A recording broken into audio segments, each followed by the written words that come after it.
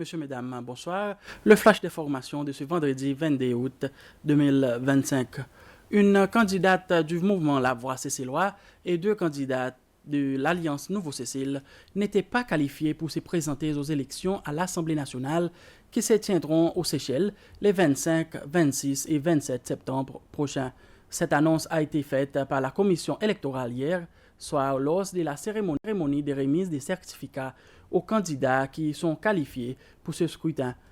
Une candidate du mouvement La Voix Cécilois qui devait se présenter dans le district de Port-Glo et qui était la seule femme candidate du parti n'a pas été retenue par ces sélections, quand à l'Alliance Nouveau-Cécile, deux candidats qui devaient représenter les districts de Les Mamelles et de Bessétan-Pralin n'ont pas été qualifiés pour ce scrutin. Le parti Mouvement La Voix Cécilois est dirigé par Barry Nouis, tandis qu'Alain Saint-Ange est le dirigeant de l'Alliance Nouveau-Cécile. Les personnes handicapées pourront désormais utiliser la Fast Track Card, une carte qui facilitera leur accès aux services bancaires.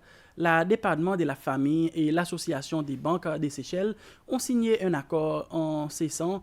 Ces Fast Track Cards seront distribués aux personnes identifiées comme handicapées par le ministère de la Santé afin de faciliter leur accès à ces services bancaires.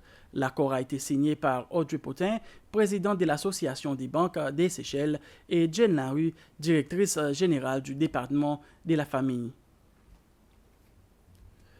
La Fondation Danifor a fait don de 18 livres illustrés pour les enfants à la Bibliothèque nationale des Seychelles. Ces livres présentent deux histoires, lauréats du concours Voix de l'Océan de la Fondation, Timmy les héros de Hayden l'Espérance et L'Aventure Yapa, sa petite ortie de Mika Félix, illustrés par des étudiants de l'Institut d'art et de design des Seychelles et imprimés par Printed Press. Ces livres promeuvent la protection des océans et seront également distribués aux bibliothèques du Pralin et de la Digue, ainsi qu'au centre de lecture de Mahé.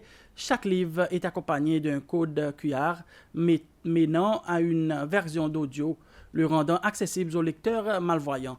Cette initiative vise à inspirer les jeunes écrivains et à sensibiliser la durabilité des océans. La 9e conférence internationale de Tokyo sur le développement de l'Afrique, ou TICAD 9, se tiendra à Yokohama, au Japon, du 20 au 22 août. Le premier jour du ministre des Affaires étrangères de Seychelles, Sylvestre Radegonde, a évoqué la nécessité des partenariats plus solides et plus équitables entre l'Afrique et le Japon, axés sur la paix, la sécurité et le développement.